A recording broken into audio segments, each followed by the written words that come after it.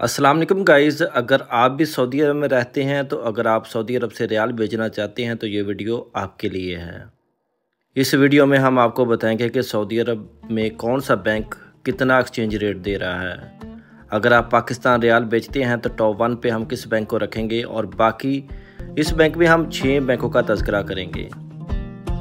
Top 1 पे हम जिस बैंक को रखेंगे इस वीडियो में हम आपको बताएंगे और बाकी बैंकों के एक्सचेंज रेट के बारे में आपको मालूमात दी जाएगी, तो वीडियो लाजमी एंड तक देखना।